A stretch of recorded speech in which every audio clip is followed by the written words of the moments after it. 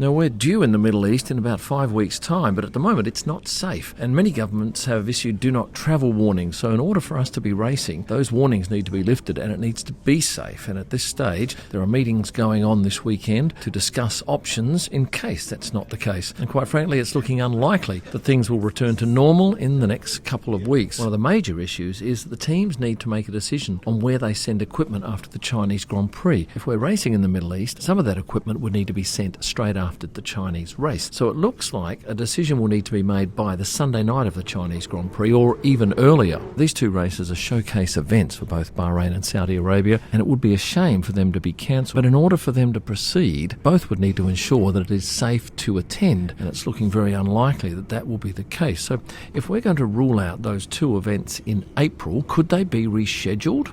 That is tough. A lot of people saying, how about we go to Portimao or Turkey or Imola? It's not that easy. Formula One works months in advance. Can't just quickly say, right, in 3 weeks' time we want all of this stuff there, we want all the tickets sold, we want all the paddock club done. It just is too difficult. My money is on there being two races in Japan, one on the 29th of January and one the week after, because at the moment Japan is a standalone race. Of course, if you're going to sell tickets to a race and you're only going to give people a month's notice, it may not be a sellout. But in this case, I think it'd be a good short-term solution.